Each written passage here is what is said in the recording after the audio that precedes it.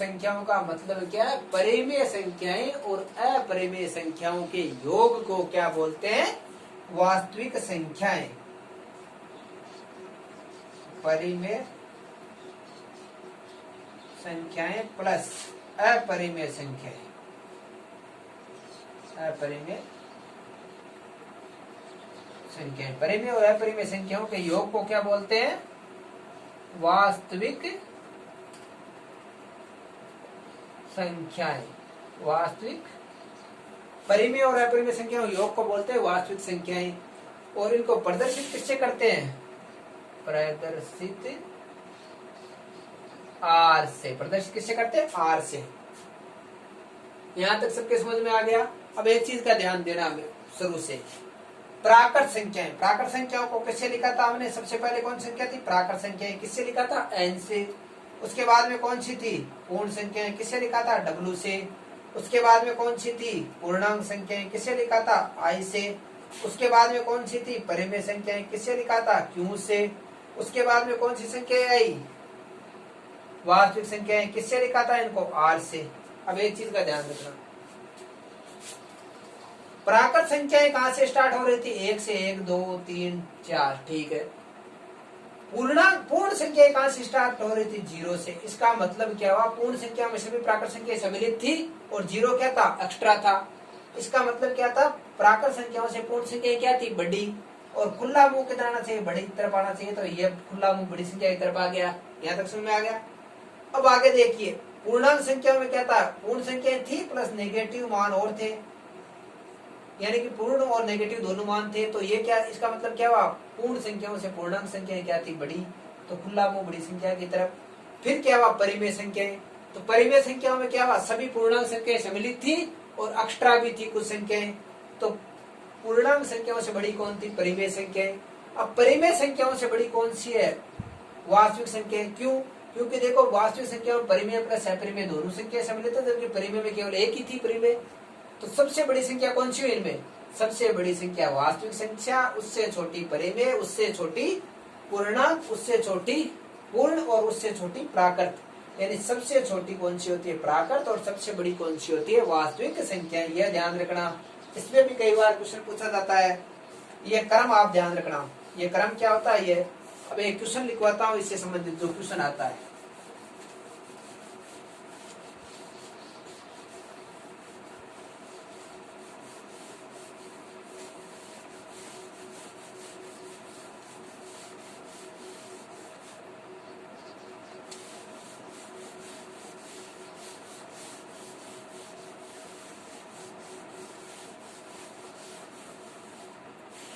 क्या लिखा था?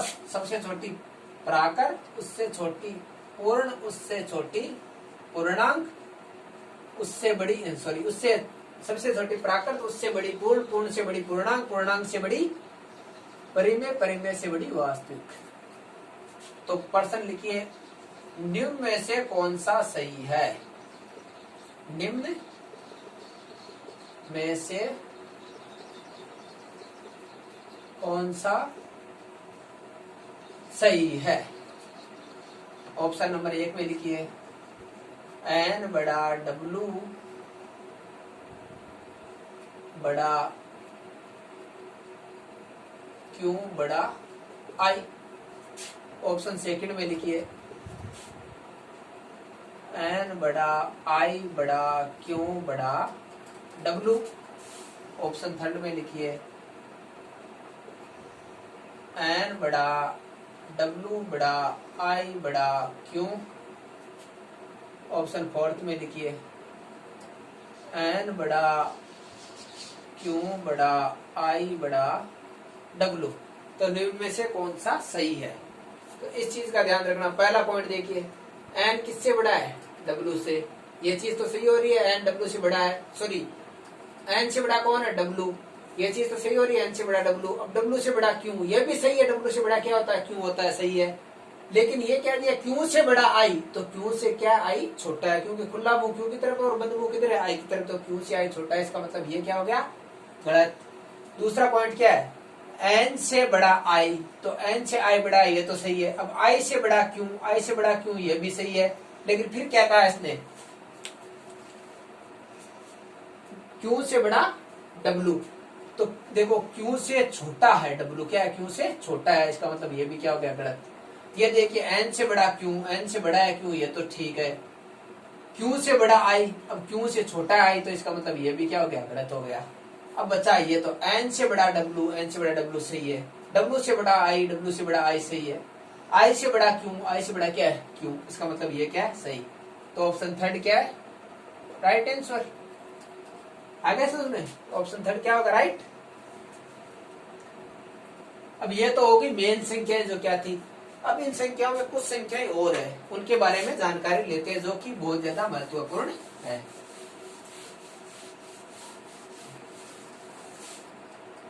अब एक जो ज्यादातर 11th-12th में आती है संयुक्त संख्याएं।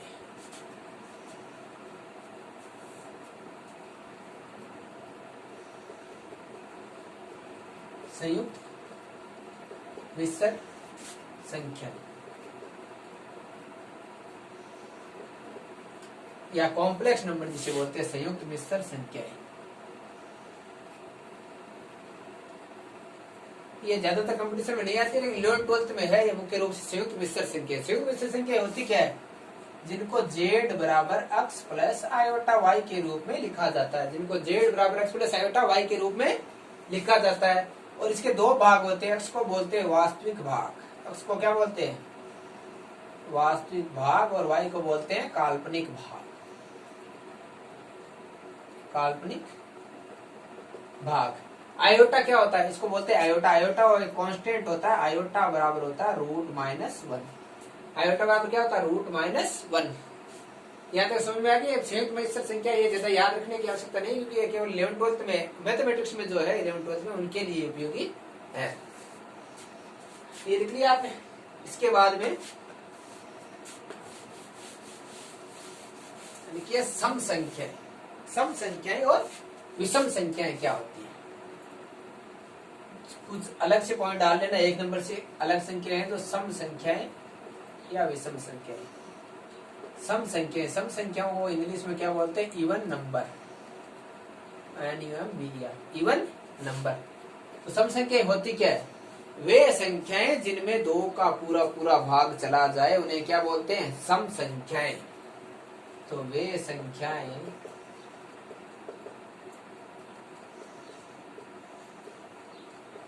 जिनमें 2 का पूरा पूरा भाग चला जाए,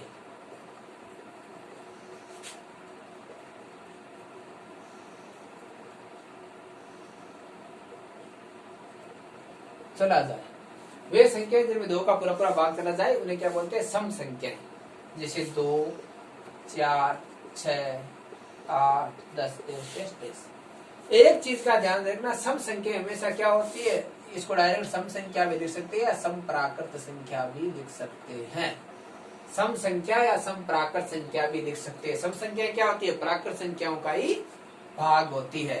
इसी प्रकार से 2 नंबर क्या होती है, विषम प्राकृत संख्या।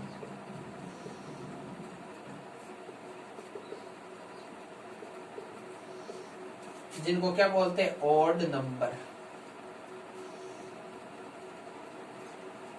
Odd number. अब ऑड नंबर में क्या होते हैं, जैसे 1, 3, 5, 7, 9, 11, 13 डेस्टिस, यानी वे संख्याएं जिनमें 2 का पूरा पूरा भाग नहीं जाए, वे संख्याएं जिनमें 2 का पूरा पूरा भाग नहीं जाए उन्हें क्या बोलते हैं विषम संख्याएं।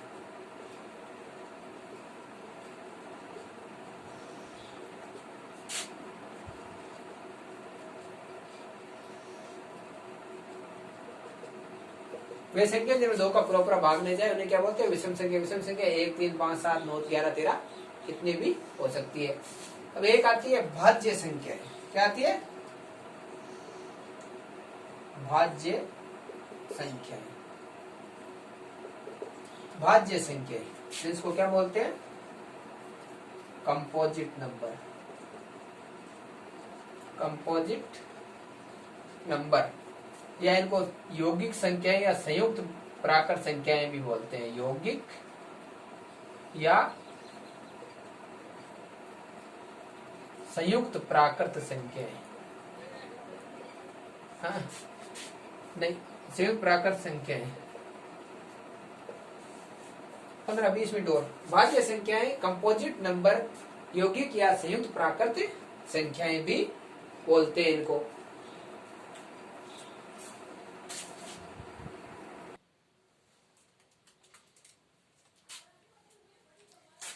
भाज्य संख्या या कंपोजिट नंबर, या इनको यौगिक या संयुक्त प्राकृत संख्याएं भी बोलते हैं। भाज्य संख्याएं क्या होती है? वे संख्याएं जिनमें खुद का और एक का तो भाग जाता है, एक का तो सभी संख्या में भाग जाता ही है और खुद का भी सभी संख्या में भाग जाता ही है, उसके अलावा भी किसी तीसरी संख्या का भाग जाए, उसके अलावा खुद के और एक के अलावा भी किसी तीसरी संख्या का भाग जाए, उन्हें क्या बोलते हैं? भाज्य संख्याएं। तो वे संख्याएं जिनमें स्वयं और एक के अलावा किसी भी तीसरी संख्या का भाग जाए तो वो क्या होती है? भाज्य संख्याएं। से एग्जांपल के तौर पे मान लीजिए 4 है, 4 में देखो एक का भी भाग जाता है, स्वयं का 4 का भी भाग जाता है और इसके अलावा 2 का भाग भी जाता है। इसका मतलब 4 क्या है? भाज्य संख्या है। अब हुई 6, तो 6 में देखो एक का जाता है और 6 का भी जाता है खुद का, उसके अलावा 2 का भी जाता है, 3 का भी जाता है, तो ये भी क्या हुई? भाज्य संख्या। उसके बाद में जैसे 8 है, 8 भी क्या है? भाज्य। 9 है तो 9 में 9 का जाता है, 3 का जाता है, इसका मतलब क्या है? 9 भी है भाज्य संख्या। 9 के बाद मान लीजिए 10 है, 12 है, 14 है, 15 है, ये क्या है? भाज्य संख्या है। समझ में आ गई? भाज्य संख्या कौन सी होती है? एक होती है अभाज्य संख्या। क्या होती है? अभाज्य संख्या।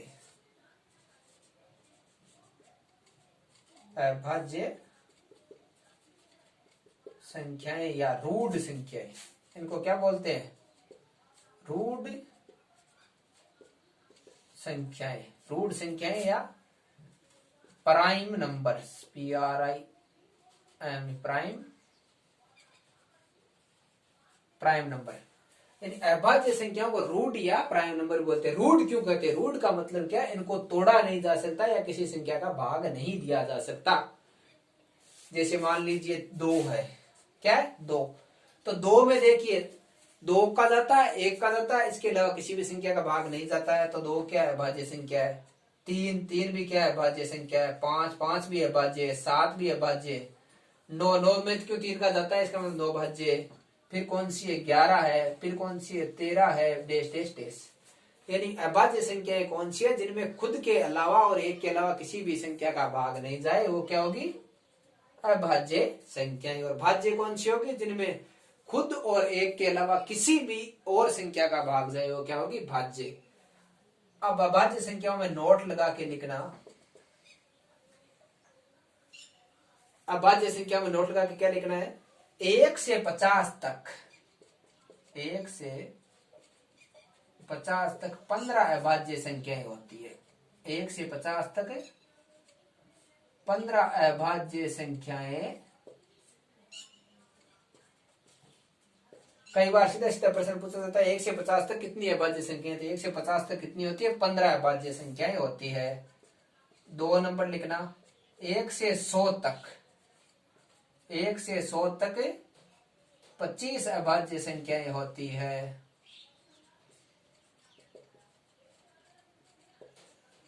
1 से 100 तक 25 अभाज्य संख्याएं होती है। तीसरा पॉइंट लिखना। अब देखो 2 क्या है? अभाज्य संख्या है, और वैसे 2 क्या है? सम संख्या भी है। 3 क्या है? अभाज्य है, लेकिन क्या है? विषम संख्या है। 5 भी अभाज्य विषम है। 7 भी अभाज्य विषम। 11 भी अभाज्य विषम। 13 भी अभाज्य और विषम। इसका मतलब क्या हुआ? एकमात्र सम अभाज्य संख्या कौन सी है? 2, क्योंकि जो सम भी है और अभाज्य भी है। देखो 2 क्या है? अभाज्य भी है और सम भी है। 3 क्या है? अभाज्य तो है लेकिन सम नहीं है।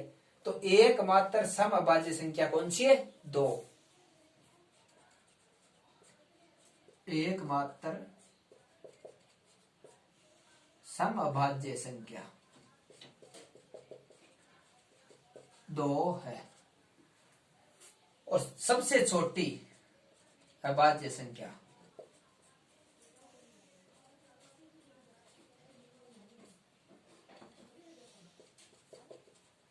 अभाज्य संख्या 2 है। सबसे छोटी अभाज्य संख्या भी 2 है और एकमात्र सम अभाज्य संख्या क्या है? 2 है। अब एक चीज का ध्यान रखना, पांचों पॉइंट ना। अब देखो 2 इसमें आ गया और 3 भी इसमें आ गया, 4 इसमें और 6 इसमें, बचा कौन? 1। तो 1 क्या है, भाज्य है या अभाज्य है? ये भी प्रश्न पूछा जाता है कई बार, 1 भाज्य संख्या है या अभाज्य संख्या।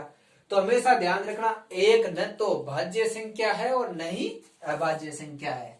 1 न तो भाज्य संख्या है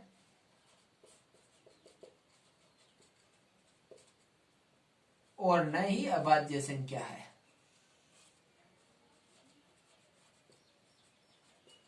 अभाज्य, 1 न तो भाज्य संख्या और न ही क्या, अभाज्य संख्या है। भाज्य में भी नहीं आती और अभाज्य में भी नहीं आती है। ये चीज आगे क्लियर होगी, भाज्य और अभाज्य संख्या। इसके बाद में एक और होती है अभाज्य युग्म। और क्या होता है? अभाज्य युग्म या ट्विन प्राइम।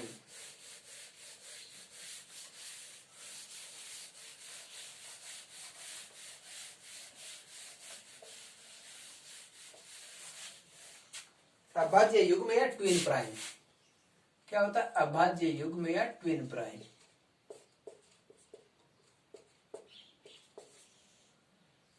जिसे क्या बोलते हैं? Twin prime.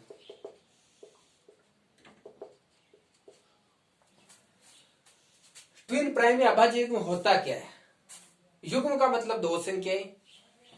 युग्म का मतलब क्या होता है? 2 संख्याएं। तो अभाज्य युग्म क्या होता है? अभाज्य युग्म वो होता है जब 2 अभाज्य संख्याओं के बीच का अंतर क्या होना चाहिए? 2। जैसे एग्जांपल के तौर पे मान लीजिए 11 और 13। 11 और 13 क्या है? अभाज्य युग्म है। 3 और 5 क्या है? अभाज्य युग्म है। 5 और 7 क्या है? अभाज्य युग्म है। क्यों? क्योंकि देखो 11 और 13 में अंतर कितना है? 2 का। 3 और 5 में अंतर 2 का। 5 और 7 में अंतर 2 का। तो वे 2 अभाज्य संख्या जिनमें अंतर 2 का हो उन्हें क्या बोलते हैं? अभाज्य युग्म। तो वे युग्म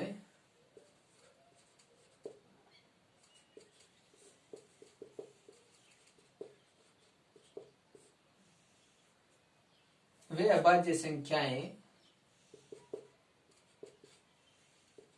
जिनमें 2 का अंतर हो अभाज्य युग्म बोलते, अभाज्य युग्म कहते हैं। अभाज्य युग्म कहते हैं।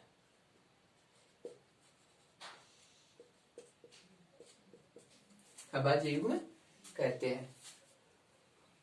अभाज्य युग्म समझ में आ गया। अब एक और होती है सहअभाज्य संख्याएं। कौन सी होती है? सहअभाज्य संख्याएं।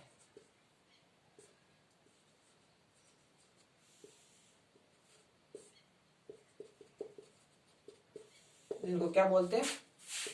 को प्राइम नंबर। को प्राइम को प्राइम नंबर। और इनको सापेक्ष अभाज्य संख्या भी बोला जाता है। सापेक्ष अभाज्य संख्या। सापेक्ष अभाज्य संख्या। एग्जाम्पल के तौर पे अभाज्य युग्म, फिर कौन सी आती है? सहअभाज्य संख्या या सापेक्ष अभाज्य संख्या। तो सापेक्ष का मतलब क्या होता है? एक दूसरे के सापेक्ष। तो सहअभाज्य या सापेक्ष अभाज्य संख्याओं का मतलब क्या होता है? वे संख्याएं भाज्य भी हो सकती है लेकिन आपस में कॉमन नहीं आना चाहिए। जैसे मान लीजिए 3 और 5। 3 और 5 क्या है? सहअभाज्य संख्या। क्यों? क्योंकि देखो 3 और 5 में से कोई भी संख्या कॉमन नहीं आनी चाहिए। तो 3 और 5 में से एक के अलावा कोई भी संख्या कॉमन नहीं आ रही है। इसी प्रकार से अगर लिया जाए 5 और 6, तो 5 और 6 में भी कोई कॉमन नहीं आ रहा है। इसी प्रकार से अगर लिया जाए 4 और 9, क्या लिया जाए? 4 और 9, तो 4 और 9 में से भी कोई भी कॉमन नहीं आ रहा है। तो इसकी परिभाषा क्या हुई? वे संख्याएं जिनमें से एक के अतिरिक्त कोई भी संख्या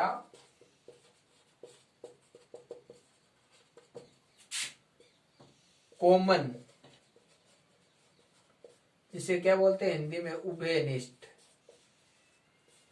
उभयनिष्ठ नहीं आनी चाहिए। यानी 3 और 5 में से कोई कॉमन नहीं है, 5 और 6 में कोई भी कॉमन नहीं है, 4 और 9 में कोई भी कॉमन नहीं है। तो सहभाज्य संख्याएं कौन सी होती है?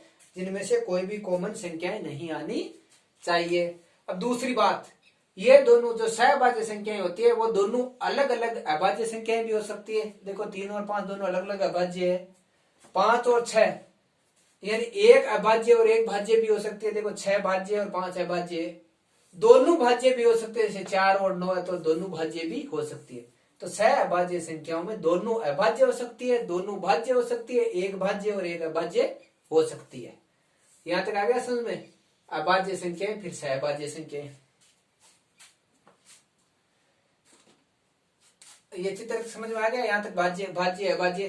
फिर आती है एक और होती है संपूर्ण संख्या। हमने पहले कौन सी संख्या पढ़ी थी? पूर्ण संख्या, संपूर्ण संख्या, इसे कंप्लीट नंबर बोलते हैं, कंप्लीट नंबर। अब संपूर्ण संख्या क्या होती है? पूर्ण पढ़ी थी, अब कौन सी? संपूर्ण संख्या। संपूर्ण संख्या क्या होती है? मान लीजिए एक संख्या ले ली, कौन सी? 6।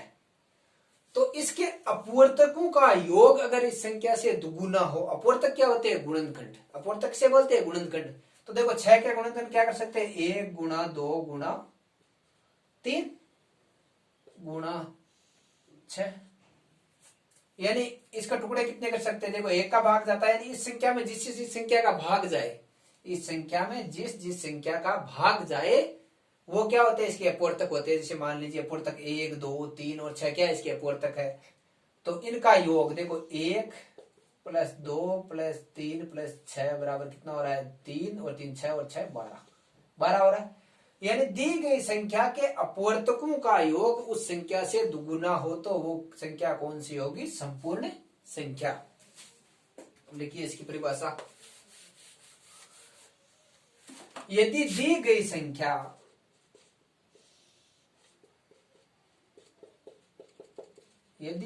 संख्या के अपवर्तकों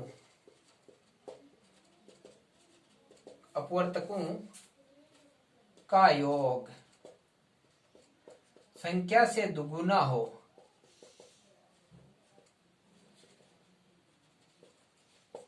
तो उसे संपूर्ण संख्या कहते हैं।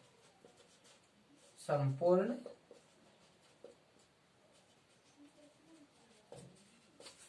संख्या कहते हैं। जैसे एग्जाम्पल के तौर पर क्या होगा? 6। तो 6 के अपवर्तक क्या हो गए? 1 गुणा 2, इसको क्या लिख सकते हैं? अपवर्तकों को 1 प्लस 2 प्लस 3 प्लस 6, यानी अपवर्तक क्या बराबर